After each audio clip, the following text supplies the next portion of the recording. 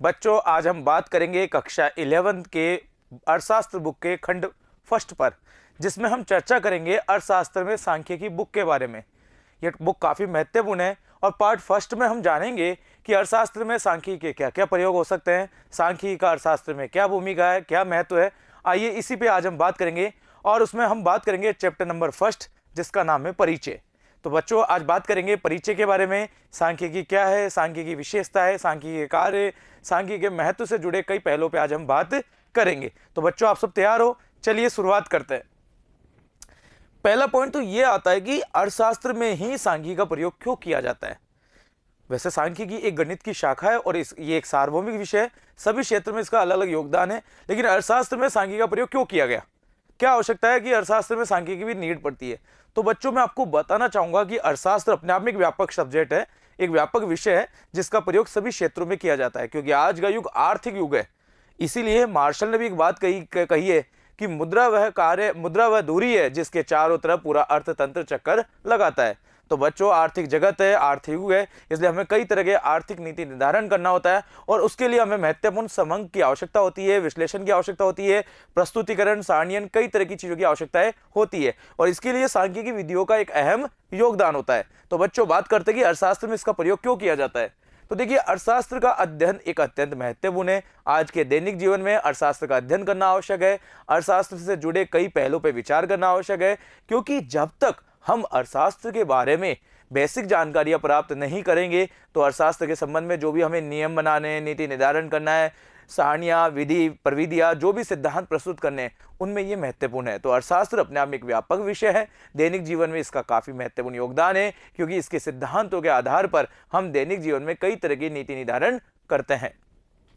अर्थशास्त्र के अंतर्गत हम विभिन्न आर्थिक समस्याओं का अध्ययन करते हैं। देखिए कई तरह की आर्थिक समस्याएं होती है, तो उन समस्याओं का अध्ययन हम अर्थशास्त्र के अंदर रह कर सकते हैं और उसमें भी हमें सबसे ज़्यादा हेल्प करती है सांख्यिकी, क्योंकि कई तरह के आंकड़े, टेबल, तालिकाएं, इनके आधार पर हम विश्लेषण करते हैं, तुलनात्मक अध्ययन करते हैं, मूल्यांकन करते हैं और उसी के आधार पर हम नीति निसंगत होते हुए नीति निर्धारण का कार्य करते हैं कि हमें आगामी समय में या भावी नीति निर्धारण के लिए क्या करना है। इसमें भी एक सांख्यिकी का अहम योगदान है।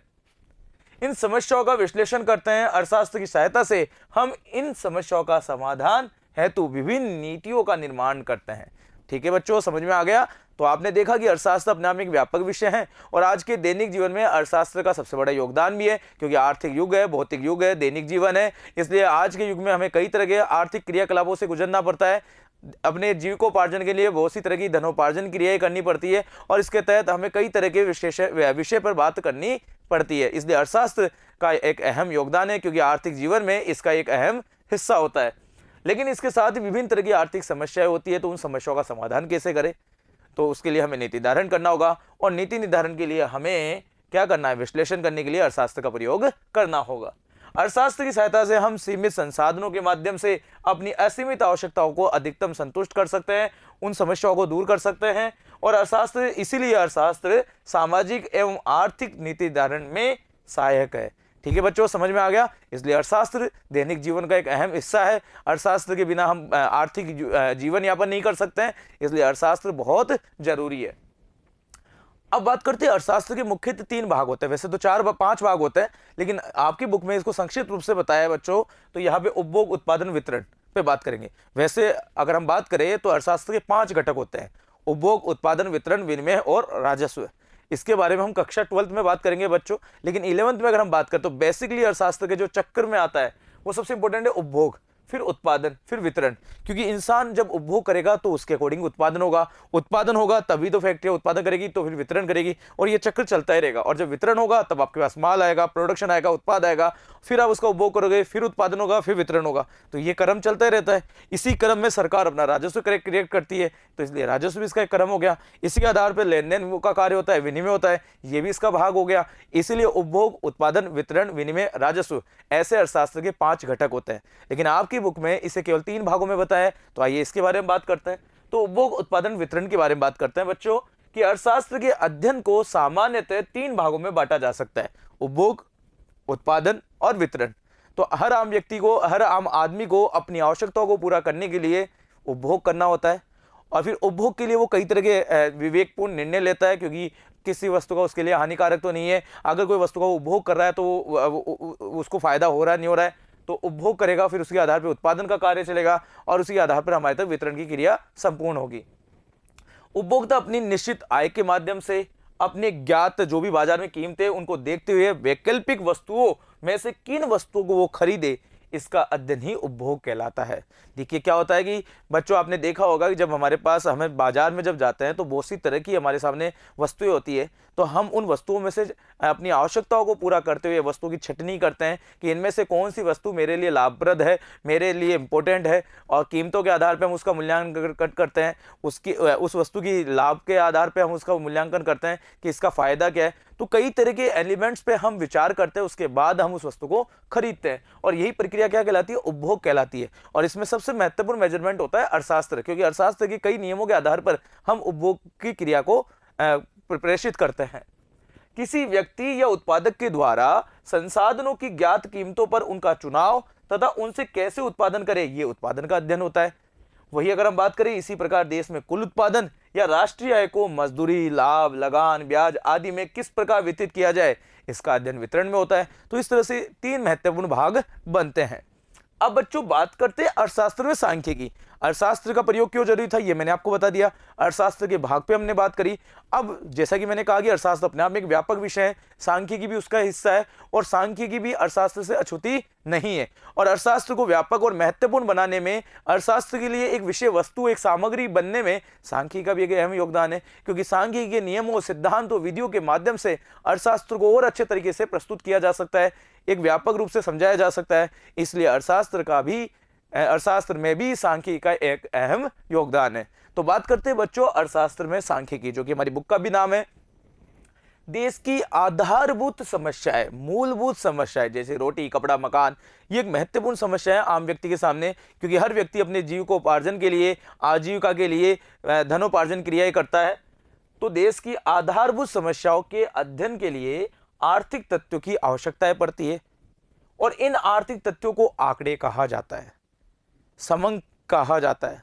तो इन आंकड़ों को एकत्र किया जाता है, उनका विश्लेषण करना होता है, निर्वचन करना होता है। इन सब में सांख्यिकी का एक अहम योगदान होता है। इन आंकड़ों के आधार पर हम मूलभूत समस्याओं का अध्ययन करते हैं कि क्या क्या हमारी बेसिक प्रॉब्लम है, उनका सॉल्यूशन कैसे करना है, क्योंकि जब तक हमारे पास समस्याएं नहीं होगी तो उन समस्याओं के आधार पर हम सॉल्यूशन कैसे करेंगे। तो उन समस्याओं को देखेंगे, उससे रिलेटेड आंकड़ों को देखेंगे, उनका एनालिसिस करेंगे, उनका इवैल्यूएशन करेंगे, मूल्यांकन, विश्लेषण, और फिर जाके हम निर्णय लेंगे। आर्थिक समस्याओं का विश्लेषण करने के बाद आर्थिक समस्याओं को सुलझाने संबंधी उपायों की हमें क्या करनी होती है? खोज की जाती है।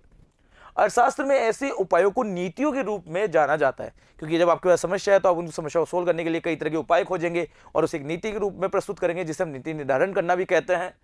अतः अर्थशास्त्र में आर्थिक विश्लेषण एवं नीतियों के निर्माण हेतु आंकड़ों का होना आवश्यक है। उन आंकड़ों की प्राप्ति, विश्लेषण के लिए सांख्यिकी की आवश्यकता होती है। इसलिए बच्चों सांख्यिकी एक अहम भूमिका निभाती है। सांख्यिकी अत्यंत आवश्यकता होती है, क्योंकि बिना सांख्यिकी के हम समंकों का एकत्रीकरण कैसे करेंगे, उनका विश्लेषण कैसे करेंगे, मूल्यांकन कैसे करेंगे। इसलिए सांख्यिकी हमें नीड होती है। तो जैसा कि मैंने आपको बताया कि अर्थशास्त्र अपने आप में एक व्यापक विषय है, और आज के जीवन में अर्थशास्त्र का एक अहम योगदान है, क्योंकि अर्थशास्त्र में कई तरह की मूलभूत आधारभूत समस्याएं जो होती है उनका समाधान करने के संबंध में नीति निर्धारण का कार्य करती है। लेकिन उसके लिए हमें सांख्यिकी समंक चाहिए, आर्थिक आंकड़े चाहिए, और उन आंकड़ों को एकत्र करना, फिर उनको प्रस्तुत करना, संकलन करना, इन सब के लिए मुझे सांख्यिकी विधियों की आवश्यकता होती है। इसलिए अर्थशास्त्र में एक सांख्यिकी का एक अहम योगदान है। अब बात करते सांख्यिकी क्या है, क्योंकि अब आपके मन में प्रश्न आ रहा है बच्चों कि मैंने अभी कहा कि अर्थशास्त्र बिना सांख्यिकी के अछूती है, तो भैया फिर सांख्यिकी क्या है ये भी तो पता होना चाहिए। तो what is the mean of statistics? तो देखिए सांख्यिकी गणित की एक शाखा है, इसे हम गणित में भी कह सकते हैं, क्योंकि गणित का एक हिस्सा है, क्योंकि इसमें गणितीय तथ्यों के आधार पर इसका वर्गीकरण किया जाता है, प्रयोग किया जाता है। तो ये गणित की एक शाखा है जिसमें संख्यात्मक आंकड़ों को व्यवस्थित रूप से, वैज्ञानिक रूप से एकत्रित करके संख्यात्मक रूप में इनका अध्ययन किया जाता है, प्रस्तुत किया जाता है, और फिर आवश्यक निष्कर्ष निकाला जाता है। उसे हम क्या कहते हैं बच्चों? सांख्यिकी कहते हैं। सांख्यिकी अपने आप में एक वैज्ञानिक पद्धति है, क्योंकि इसमें ये गणितीय विधि है, क्योंकि इसके अंतर्गत हम कई चरणों से गुजरते हैं, क्योंकि अपने आप में बहुचरणीय है, मल्टी स्टेज है, क्योंकि इसमें हम आंकड़ों का संकलन करते हैं, एकत्रीकरण करते हैं, उनका वर्गीकरण करते हैं, प्रस्तुतिकरण करते हैं। प्रस्तुतिकरण में भी हम उसको सारणियन के माध्यम से, चित्रों के माध्यम से, रेखा चित्र के माध्यम से हम उसका प्रस्तुतिकरण करते हैं। फिर हम उसका विश्लेषण करते हैं, पुराने आंकड़ों के आधार पर हम उसका मूल्यांकन करते हैं, तुलनात्मक अध्ययन करते हैं, और फिर जाके अंत में हम आवश्यक निष्कर्ष निकालते हैं और नीति निर्धारण करते हैं। इसलिए सांख्यिकी अपने आप में एक बहुचरणीय प्रणाली होती है। तो देखिए, आंकड़ों में अगर हम बात करें, सांख्यिकी में अगर हम बात करें तो कई तरह के इसमें चरण होते हैं। जैसे सबसे पहले आता है बच्चों आंकड़ों का संकलन करना। इसे हम कह सकते हैं आंकड़ों का एकत्रीकरण करना, यानी कलेक्शन ऑफ डाटा। क्योंकि जब भी कोई समस्या है तो उस समस्या का समाधान करने के लिए आपके पास डेटा होना चाहिए। बिना डेटा के आप अध्ययन क्या करोगे, उस समस्या का समाधान कैसे करोगे?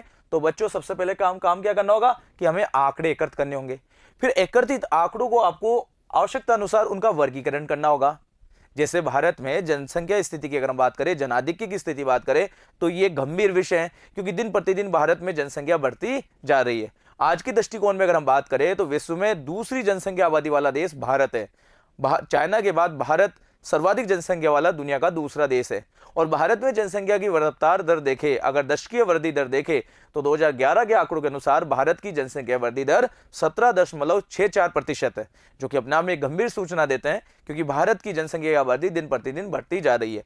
अब सरकार जनसंख्या नियंत्रण के लिए कई प्रयास करती है, लेकिन नियंत्रण वो तभी कर पाएगी, नीति निर्धारण तभी कर पाएगी जब उसके पास वो आंकड़े होंगे कि क्या समस्या है। साथ ही जनसंख्या वृद्धि के साथ साथ कई तरह के हमें संकट भी देखने को मिलते हैं, जैसे साक्षरता दर देख लीजिए, घनत्व के वृद्धि दर के आंकड़े देख लीजिए। कई तरह के समस्याएं, कई तरह के आंकड़े जो हमें होते हैं वो काफी डराने वाले होते हैं। जैसे आपने देखा लिंगानुपात के आंकड़े देखे, आपने साक्षरता दर के आंकड़े देखे।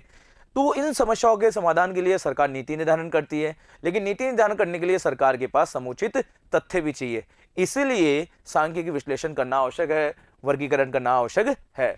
तो आंकड़ों का एकत्रितकरण करेंगे, उसका वर्गीकरण करेंगे, फिर उसे हम प्रस्तुत करेंगे टेबल के माध्यम से या सारणी के माध्यम से, जो भी हमें करना है, और फिर अंत में हम उसका विश्लेषण करेंगे, मूल्यांकन करेंगे, तुलनात्मक अध्ययन करेंगे, पुराने आंकड़ों से उसका तुलनात्मक अध्ययन करके, और आगामी नीति निर्धारण के लिए हम उसका तथ्य तैयार करेंगे, और फिर जाके हम निर्वचन या निष्कर्ष निकालेंगे। तो इस तरह से सांख्यिकी जो है वो एक बहुचरणीय प्रणाली है। अब बात करें, अगर सांख्यिकी की बात करें तो देखो सारांश क्या निकला कि सांख्यिकी गणित की शाखा है। बिना गणितीय सिद्धांतों के आधार पर सांख्यिकी को हल नहीं किया जा सकता है, इसलिए अपने आप में गणित की एक शाखा है। साथ ही ये वैज्ञानिक तकनीक है, वैज्ञानिक पद्धति है, क्योंकि ये ऑथेंटिक है, विधिवत है और नियमानुसार है, इसलिए वैज्ञानिक पद्धति है। साथ ही एक प्रक्रिया है, सांख्यिकी अपने आप में एक प्रक्रिया है, और वह भी बहुचरणीय प्रक्रिया है, क्योंकि इसमें कई चरण होते हैं। और ये इसमें केवल संख्यात्मक तथ्यों का अध्ययन किया जाता है, गुणात्मक तथ्यों का अध्ययन नहीं किया जाता है, क्योंकि इसमें संख्यात्मक तथ्यों के आधार पर, समंकों के आधार पर ही निर्वचन निष्कर्ष निकाला जाता है। तो सांख्यिकी में केवल बच्चों संख्यात्मक तथ्यों का अध्ययन किया जा सकता है, गुणात्मक तथ्यों का अध्ययन नहीं किया जाता है। अब आप जानना चाहोगे कि संख्यात्मक तथ्य किसे कहते हैं और गुणात्मक तथ्य किसे कहते हैं। देखिए, संख्यात्मक तथ्यों को हम मात्रात्मक तथ्य भी कह सकते हैं। ऐसे तथ्य जिन्हें संख्यात्मक रूप में मापा जा सकता हो, उन तथ्यों को हम संख्यात्मक तथ्य या समंक कहते हैं। जैसे लंबाई है, चौड़ाई है, मोटाई है, वजन है, आय है, ये सारे तथ्य जो होते हैं ये संख्यात्मक होते हैं, क्योंकि इनको हम गणितीय आधार पर माप सकते हैं। गुणात्मक तथ्य वे होते हैं जिन्हें मापा नहीं जा सकता है, केवल क्रम दिया जा सकता है, तो उन्हें हम गुणात्मक तथ्य कहते हैं। जैसे सुंदरता है, तो सुंदरता का कोई मेजरमेंट नहीं है, हम केवल कलर फेस के आधार पर हम उसको कैटेगरी दे सकते हैं कि ये थोड़ा ज़्यादा सुंदर है, ये थोड़ा कम सुंदर है, लेकिन इसका क्या मेजरमेंट थोड़ी हमारे पास। ऐसे ईमानदारी का क्या मेजरमेंट है, बुद्धिमानी का क्या मेजरमेंट है, मित्रता का क्या मेजरमेंट है। तो ये वो तथ्य होते हैं जिन्हें मापा नहीं जा सकता है, तो उन तथ्यों को हम गुणात्मक तथ्य कहते हैं। अब बच्चों यही एक टेबल है, इस टेबल में आपसे मैं पूछूंगा कि बताओ कौन सा मद है जो किस प्रकार के आंकड़ों में शामिल होगा। तो जैसे सौंदर्य, सुंदरता की अगर हम बात करें तो बच्चों बताओ ये किस प्रकार का आंकड़ा कहलाएगा। तो ये गुणात्मक आंकड़ा कहलाएगा, क्योंकि ये गुण बता रहा है। सुंदरता अपने आप में गुण है, इसे क्या मात्रात्मक में मापा जा सकता है, क्या इसे स्केल द्वारा मापा जा सकता है, नहीं। बुद्धिमत्ता की बात करें, बुद्धि की बात करें, तो बच्चों ये भी किस प्रकार का आंकड़ा होगा, गुणात्मक आंकड़ा होगा। अर्जित आय की बात करें तो आय को मापा जा सकता है, ये एक मात्रात्मक आंकड़ा है, संख्यात्मक आंकड़ा है। गाने की योग्यता, तो ये भी क्या है, गुणात्मक होता है। गाने की स्किल होती है, क्या इसका कोई मेजरमेंट है, नहीं। तो इस तरह से हम इन आंकड़ों का विभाजन कर सकते हैं। तो सांख्यिकी में गुणात्मक तथ्यों की जगह संख्यात्मक तथ्यों का महत्व ज्यादा होता है, और संख्यात्मक तथ्यों पर ही सांख्यिकी आधारित होती है।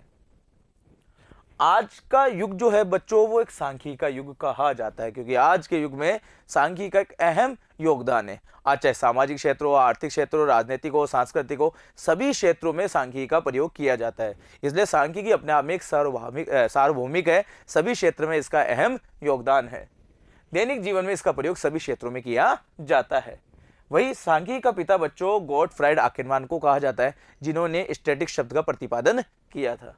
वही स्टैटिक शब्द की अगर हम बात करें तो ये स्टैटिक्स से बना है, और स्टैटिक शब्द स्टेट से बना है, ये भी आपको ध्यान रखना। वही इसे अलग अलग देशों में इसे अलग अलग नामों से कहा गया है, और अलग अलग देशों ने इस शब्द की उत्पत्ति अपने यहाँ नामों से सिद्ध किया है। जैसे जर्मन वाले कहते हैं कि हमारे जर्मन भाषा के स्टैटिस्टिक्स शब्द से बना है, लैटिन भाषा वाले कहते हैं कि हमारे स्टेटस शब्द से बना है, इटालियन भाषा वाले हम कहते हैं कि हमारे स्टेस्टा शब्द से बना है। लेकिन तीनों देशों में अगर हम बात करें तो शब्द का जो अर्थ है वो होता है राज्यों की स्थिति के बारे में बताना।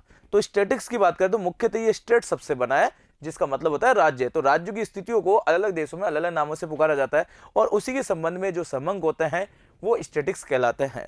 अब बच्चों मैं आपको बताना चाहूंगा कि सांख्यिकी को राजाओं की विज्ञान भी कहा जाता है, क्योंकि प्राचीन काल में इसका प्रयोग राजाओं के द्वारा किया जाता था। क्योंकि प्राचीन काल में राजतंत्र होता था और राजा ही सर्वोपरि होता था। प्रजा के बारे में नीति निर्धारण करना, उनका कल्याण करना, उनका विकास करने की समग्र जिम्मेदारी जो है वो राजाओं की होती थी।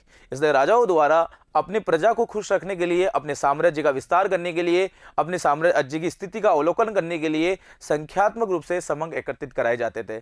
जैसे जनसंख्या संबंधी समंग, सामरिक शक्ति के समंग, कृषि उत्पादन के समंग, लगान संबंधी समंग, आय संबंधी समंग, कई तरह के आंकड़े एकत्र किए जाते थे, राजस्व एकत्र किए जाते थे, और राजा उस तरह से अपने राज्य का कुशल प्रबंध नियंत्रण करता था। तो इस तरह से कहा जाता है कि सांख्यिकी जो है वो राजाओं की विज्ञान रही है। अब बात करते हैं सांख्यिकी क्या करती है, यानी सांख्यिकी की भूमिका पे हम बात करते हैं। तो देखिए अर्थशास्त्र में सांख्यिकी का एक विशेष महत्व है। सांख्यिकी की सहायता से किसी भी आर्थिक समस्या को हम आसानी से समझ सकते हैं। अब आर्थिक समस्याओं को कैसे समझ सकते हैं बच्चों?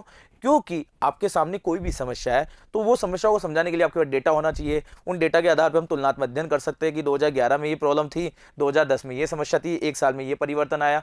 तो इन समस्याओं का हम समाधान कर सकते हैं। जैसे अभी बात करिए गरीबी को देख ले, बेरोजगारी को देख ले, HDI के आंकड़ों को देख ले। तो इन चीज़ों का अगर हमें समस्या का अध्ययन करना है तो हमारे पास डेटा होने चाहिए। डेटा के आधार पर हम पता कर सकते हैं कि देश में इस समय आबादी की रफ्तार कैसी है, देश में कितने लोग एजुकेटेड है, देश में बेरोजगारी की दर क्या है, देश में कितनी तरह की बेरोजगारी है। ये सारी चीज़ें सांख्यिकी के बिना संभव नहीं है। गुणात्मक तथा मात्रात्मक तथ्यों की सहायता से आर्थिक समस्या के कारणों को खोजा जा सकता है, और जिनके आधार पर उनके समाधान भी हम सुनिश्चित कर सकते हैं, नीति निर्धारण का काम कर सकते हैं। इसीलिए सांख्यिकी की अहम भूमिका होती है अर्थशास्त्र के क्षेत्र में। प्राचीन काल में अगर हम बात करें तो सांख्यिकी का इतना विकास नहीं था, यानी सांख्यिकी अपने आप में क्या थी, बहुत संकीर्ण थी, क्योंकि इसका एक लिमिटेड रूप से प्रयोग किया जाता था। लेकिन धीरे धीरे अब इसका प्रयोग सभी क्षेत्रों में होने लगा है। इसलिए तो सांख्यिकी को सार्वभौमिक वस्तु कहा जाता है, सार्वभौमिक विषय कहा जाता है, और आज के समय में एक महत्वपूर्ण सब्जेक्ट बन चुका है। वह राज्य की सीमाओं तक सीमित थी, परंतु वर्तमान समय में सांख्यिकी का प्रयोग इतना व्यापक हो गया बच्चों कि यह संसार के सभी क्षेत्रों में इसका प्रयोग होने लगा है। चाहे वो सामाजिक हो, चाहे वो राजनीतिक हो, चाहे वो सांस्कृतिक हो, चाहे वो धार्मिक हो, सभी क्षेत्रों में हमें समंग चाहिए। उनके अंतर्गत हमें समस्याओं का समाधान करने के लिए, विश्लेषण करने के लिए संख्यात्मक तथ्यों की आवश्यकता होती है, विधियों की आवश्यकता होती है। इसलिए सांख्यिकी का प्रयोग सभी क्षेत्रों में होने लगा है। सामान्यतः सभी समस्याओं का हल सांख्यिकी का प्रयोग किसी न किसी रूप से होता है। तो जितनी भी तरह की समस्या है सभी क्षेत्रों में, उनमें सांख्यिकी का कहीं न कहीं किसी न किसी रूप में प्रयोग होता ही रहता है। इसलिए सांख्यिकी अपने आप में एक सार्वभौमिक विषय वस्तु है। सांख्यिकी की आज सार्वभौमिक उपयोगिता है। आज नागरिक किसी भी बात का तर्क तभी स्वीकार करेगा जब उसके पास प्रॉपर रूप से मेजरमेंट हो, डेटा हो, और उन डेटाओं पे वो तुलनात्मक अध्ययन कर सकता है, डिबेट कर सकता है, डिस्कशन कर सकता है। इसीलिए सार्वभौमिक रूप से अगर हम बात करें तो सांख्यिकी का एक अहम योगदान है। तो सिंपल सी बात है, क्योंकि जैसे मैं आपको बताना चाहूंगा बच्चों, अगर मैं आपके सामने कहूं भारत में जनसंख्या की दर इतनी है, भारत में बेरोजगारी दर इतनी है, तो क्या आप मेरी बातों को मान लोगे? नहीं। लेकिन अगर मैं कोई टेबल, सारणी, आंकड़े आपको बताता हूं तो शायद आप उन बातों को समझ सकते हैं। तो तर्क देने में भी संख्यात्मक मान की अत्यंत आवश्यकता होती है। विभिन्न क्षेत्रों में सांख्यिकी का प्रयोग बढ़ता जा रहा है। जैसे प्रशासन में महत्व, आज के समय में सरकार के द्वारा राज्य के कल्याण विकास के लिए प्रबंध प्रशासन करना होता है, संचालन करना होता है, उसमें भी संख्यात्मक तथ्यों की अत्यंत आवश्यकता होती है। उसके अंतर्गत सरकार नीति निर्धारण करती है। व्यवसाय में व्यापारियों के द्वारा अपने व्यापार को बढ़ाने के लिए, व्यापार के विकास के लिए नित्य नए फैसले लेने होते हैं और वो इन संख्यात्मक मान के आधार पर ही लाभ हानि को नियंत्रित करते हुए अपने लाभार्जन क्षमता को बढ़ाने के लिए इसका प्रयोग करती है। राजनीति में भी अगर हम बात करें तो विभिन्न राजनेताओं द्वारा सत्ता प्राप्ति के लिए, चुनाव जीतने के लिए पुराने आंकड़ों का अध्ययन किया जाता है, जातिगत समीकरण का अध्ययन किया जाता है, सीटों का विभाजन किया जाता है, जो भी चुनावी क्षेत्र है उसके तथ्यों का समस्या होगा, इनका अध्ययन भी सांख्य के माध्यम से ही किया जाता है। विज्ञान अनुसंधान क्षेत्र में खोज करने के लिए जो भी हमारे पास मेजरमेंट है, तथ्यात्मक है, उन संबंधों की अत्यंत आवश्यकता होती है। शिक्षा के क्षेत्र में भी इसका एक अहम योगदान है, क्योंकि इसी के आधार पर हम अध्ययन करते हैं कि शिक्षा का स्तर कितना है, लेवल कितना है, विद्यार्थियों की शैक्षणिक स्तर कितना पहुंच रहा है, रिजल्ट किस स्तर पर जा रहा है। इन सब चीज़ों में सांख्यिकी का एक अहम योगदान होता है और उसी के संबंध में सरकार द्वारा, शिक्षा विभाग के द्वारा, स्कूलों के द्वारा इस पर नीति निर्धारण किया जाता है, निर्णय लिया जाता है। आर्थिक नियोजन में भी इसका एक अहम योगदान है, क्योंकि सरकार के द्वारा देश के कल्याण और के लिए, उत्थान के लिए, विकास के लिए, नीति निर्धारण के लिए आयोजना करना अत्यंत आवश्यक है और उसमें संख्यात्मक तथ्यों की बहुत आवश्यकता होती है। अब बच्चों बात करें तो अर्थशास्त्र में तो इसका अपने आप ही महत्व है, इसीलिए सांख्यिकी एक महत्वपूर्ण विषय है और अर्थशास्त्र में इसका एक अहम योगदान है। चलिए, तो इसी के साथ चैप्टर कंप्लीट हुआ। छोटा सा चैप्टर था, परिचय था, इंट्रोडक्शन था, जिसमें हमने सांख्यिकी के महत्व के बारे में जाना। अब कुछ प्रश्न है जो आपसे पूछे गए, जो कि चैप्टर के एंड में है, उन प्रश्नों का जवाब भी देते हैं। निम्नलिखित में कथन सही है या गलत है? हमें ट्रू एंड फॉल्स बताना है कि कौन सा कथन सही है, कौन सा कथन गलत है। सांख्यिकी केवल मात्रात्मक आंकड़े का अध्ययन करती है, क्या यह कथन सही है? आंसर आएगा बिल्कुल सही है। सांख्यिकी केवल मात्रात्मक तथ्यों का अध्ययन ही करती है, गुणात्मक तथ्यों को केवल क्रम दिया जा सकता है, इसलिए गुणात्मक तथ्यों का एक अहम योगदान नहीं है। सांख्यिकी क्या आर्थिक समस्याओं का समाधान करती है? बिल्कुल सही है, तो आंसर आएगा इसका सत्य है, क्योंकि आर्थिक समस्याओं का समाधान करती है, उनके संबंध में नीति निर्धारण करने का काम करती है, तर्क देने के काम आती है, इसलिए सांख्यिकी का प्रयोग है। आंकड़ों के बिना अर्थशास्त्र में सांख्यिकी का कोई उपयोग नहीं है? बिल्कुल नहीं है, बिल्कुल ये कथन सत्य है, क्योंकि बिना आंकड़ों के हम सांख्यिक विश्लेषण कैसे करेंगे, प्रस्तुतिकरण कैसे करेंगे, नीति निर्धारण कैसे करेंगे, इसलिए समंग तो आना जरूरी है, इसलिए यह कथन भी सत्य है।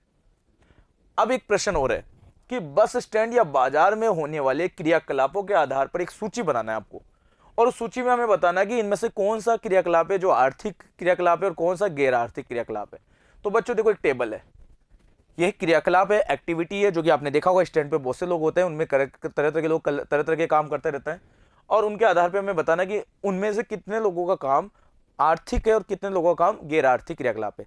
देखिए, आर्थिक क्रियाकलाप का मतलब जो अर्निंग कर रहे हैं, जिनको आय अर्जित हो रही है, जो इकोनॉमिक एक्टिविटी में डिपेंडेंट है, काम कर रहे हैं, उसमें एक्टिव है, उसको हम आर्थिक क्रियाकलाप में गिनेंगे। और जिनको अपनी क्रियाकलाप करने से, एक्टिविटी करने से किसी प्रकार की आय अर्जित नहीं हो रही, उसे हम गैर आर्थिक क्रियाकलाप कहेंगे। तो इधर देखो बच्चों, बस स्टैंड पे ऑटो चलाने का जो कार्य करने वाला व्यक्ति है, वो कौन सा कार्य में माना जाएगा? तो वो आर्थिक क्रियाकलाप माने, क्योंकि ऑटो चलाएगा, यात्रियों को बिठाएगा, गंतव्य स्थान पे पहुंचाएगा, तो क्या मिलेगा उसको? आय मिलेगा, किराए के रूप में राशि प्राप्त होगी, ये अपने आप में एक आर्थिक क्रियाकलाप है।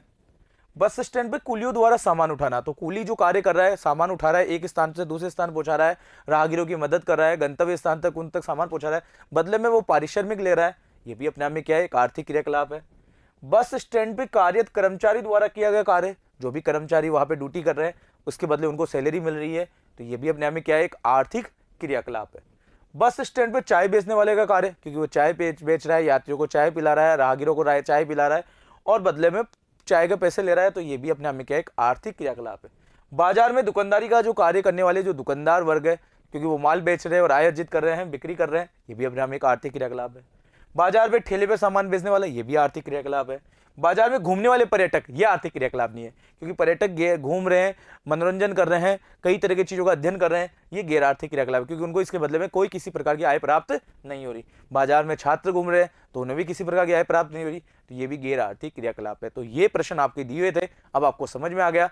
तो अर्थशास्त्र का सांख्यिकी में विशेष महत्व था। इसी के साथ ये चैप्टर कंप्लीट हुआ। अगले भाग में बात करेंगे चैप्टर नंबर 2 के बारे में। धन्यवाद।